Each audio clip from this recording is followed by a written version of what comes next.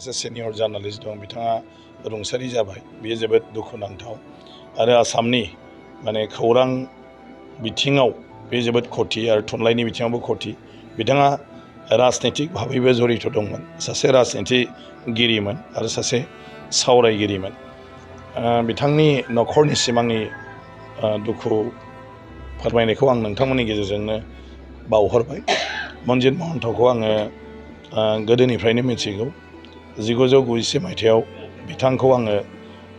जेलाव लोगो मोन्दोंमोन दुलाराय बर' फरायसा आफादनि सोमावसारनाय समाव आंबो जेला गुवाहाटी जेलाव थांनांदोंमोन बिथाङाबो राइन' अपारेसन समाव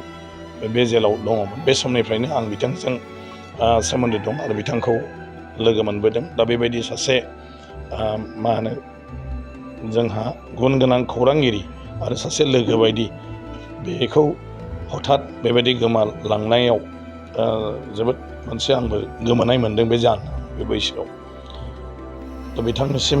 बिथांनि आत्मानिसिम आंनि बिथांनि गोजोननि थाखाय बा बे आत्मानि गोजोननि थाखाय रुंसारिनि आङो इसोरनाव माने आरज गाबो दङमोन आं बेखौनो बुंदों जे 1997 मायथाइयाव बिथाङा माने बै समाव आल्फानि सोमावसारनायाव राइन' अपारेसनाव जेलाव दङमोन आरो दुलाराय बर' फरायसा आफादनि जि सोमावसारनाय बे सोमावसारनायखौ लानानै आंबो बे समाव जेलाव दंहैयोमोन बे समावनो बिथांखौ लोगो मोनबोदोंमोन गतिके मोनथिनाय सासे सुबुङा माने गोमालाङोब्ला माने एसेब्लाबो गोसोआव गाज्रि नाङो दिनै आंबो बेबायदि मोनसे बिथांनि गोमालांनायखौ अबथिरा दुखु मोनदों आरो गोमोदोंबो आं जे बे बैसोआव बे जानायाव प्रग्रामा क'क्राझार जि legislative assembly Bodoland legislative assembly बिथांमोना मोनसे अरियेन्टेसन प्रग्राम खालामदों बे अरियेन्टेसन प्रग्रामाव आंखौ हांख्रायहरनाय लेखा दिनै आं बेवहाय एटेन्ड खालामगोन आरो बिनि उनाव गुवाहाटीयाव थांफिनगोन 2023-24 सोलोंथाइ बोसोरनि थाखाय गोदान मुं थिसननाय लानानै फैदों डन बस्क' डिग्री कलेज साफागुरिया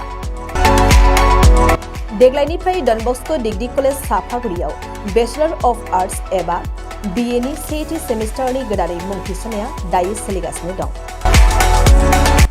चिरां जिल्लानि साफागुरियाव थानाय डन बस्क' डिग्री कलेजआ देग्लायनिफ्राय BA थाखोनि सेथि सेमिस्टारनि थाखाय गोदानै एडमिसन लानायजों लोगोसे बड', इक'नमिक्स, इंलिश, एडुकेशन, हिस्टरी आरो पलिटिकल साइन्स आयदानि थाखाय BA अनार्सनिबो खाबु दं